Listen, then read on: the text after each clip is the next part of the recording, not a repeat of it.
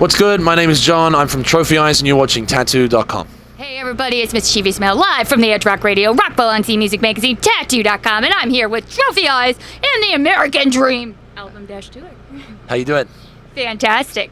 Okay, American Dream is your new album, and you are in America. Is it the American Dream here? Yeah, I guess so. Yeah. I wrote that record when I was in Texas, and it's kind of about living here and with my girlfriend and stuff. So and realizing the American dream. So yeah, it's always the American dream in Texas, I guess. Yeah. But also with Texas, it's the heat, and you guys battled like 112 at least out there today. Man, you guys fought through that shit. Yeah.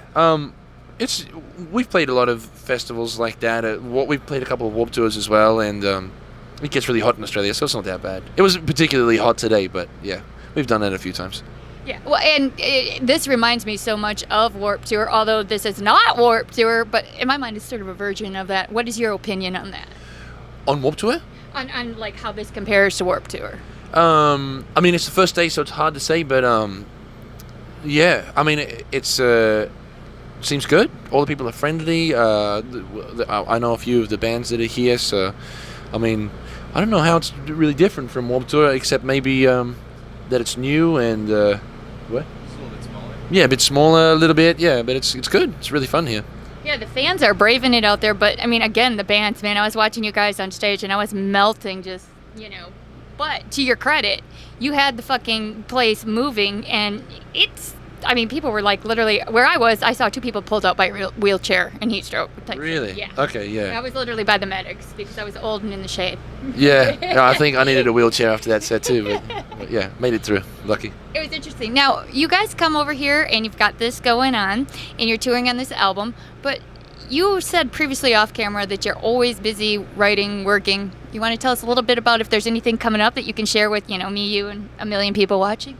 Yeah, there's nothing in particular coming up, but we always write, so there's always songs there to pick and choose from. I've just spent some time in LA and Thailand writing and producing some demos and stuff like that. So yeah, it's always happening, but nothing to announce or anything.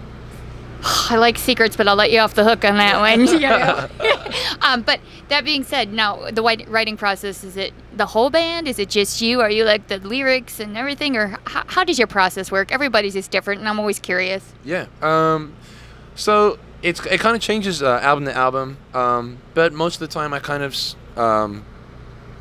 I'd say maybe 85% of the time, and especially on the last record, I kind of write the demos at home, and because I'm living in different cities from the band as well, like living here and living in Melbourne while they live in Newcastle and always quite far away, so I'll write and I'll send the sessions and I'll put them on like on a file sharing thing like Dropbox, and the guys can kind of pick and choose and add riffs and stuff like that, and whenever we kind of get together we write a bit more as well. But yeah, so most of the music and the lyrics and melodies and stuff come from me, but they're also developed, and they wouldn't sound the same without Trophy Eyes, so it's they sound very different from what I have to by the time they're recorded, so yeah. So now that being said, you're all in different cities, and obviously you're Australian, and there's a couple of big bands out from there. Great rock. Yeah. What's your influences, and who are you guys emulating, or is your passion? For me, I think Queen, Coldplay, The Killers, things like that. I don't really listen to heavy music that much anymore, but on the exception of like really, really good heavy music that's unique. I really like Kubla Khan, newer hardcore stuff like Knocked Loose, things like that. Like really the standout things is kind of what I listen to, but I don't really bother with the depths and the bigger world of that. I'm more of a pop person myself, or classic rock. I listen to a lot of 80s stuff, 80s pop, and yeah, a lot of 90s rap, a lot of 90s pop.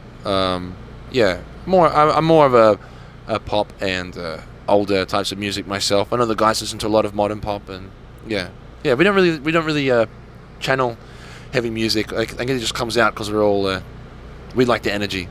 Well, and I kind of feel like as seeing you guys on stage for the first time and you saying that is it kind of infused all together. Like you can see all those elements. Because I was trying, every time you see a new band, everybody's like, who do they sound like? What category would you put them in? I'm like, fuck, I don't know. I mean, I do, but I don't, because like your idea of metal might be different than my idea of metal. Yeah. So if you had to explain it to a fan, I mean, I can kind of see all those elements coming together. I mean, it's like a big giant orgy of Nick's music, and I fucking love it. But how would you explain it to a fan to get a fan out here in this heat? I don't know.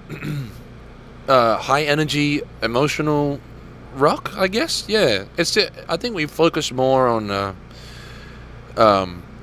when writing. We just focus on what's best for the song at hand, and then live we try and give our all. So yeah, to explain to a fan, I guess it's just high energy and emotional rock music. Yeah.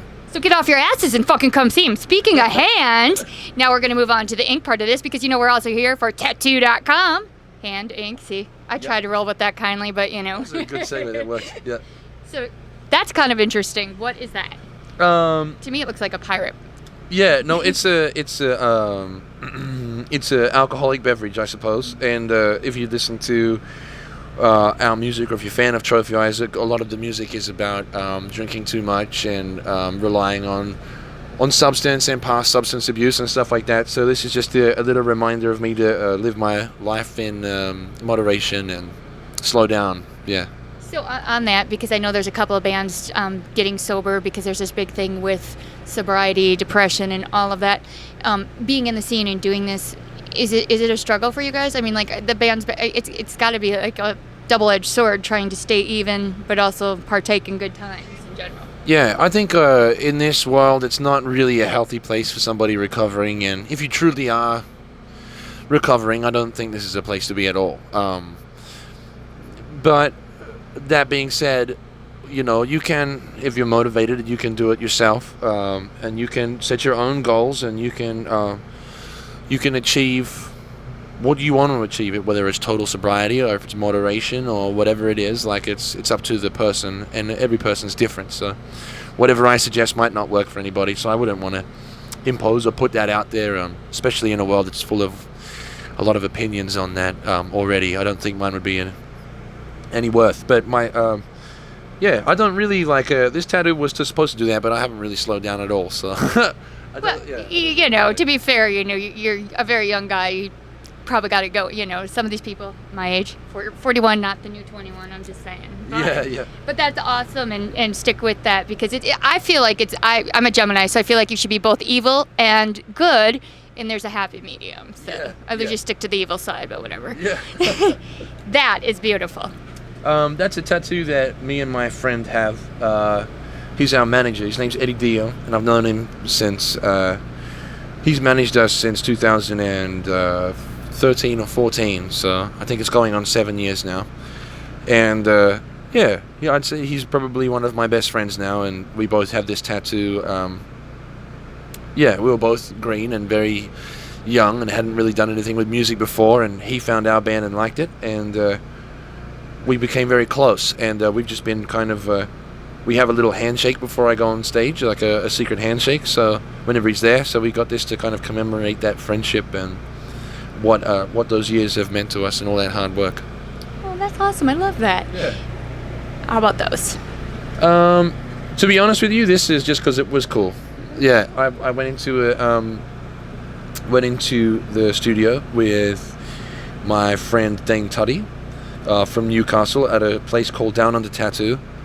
And that was on the wall, and I said, I like that, and can I have that on my arm? And he said, yeah. And normally Dane Tuddy's thing, he's a little guy, shaved head, and he's got a chain on his forehead, and his whole face is done, and he's just totally covered in tattoos. So his idea always is, I'll go in and I'll say, can I get something like that big?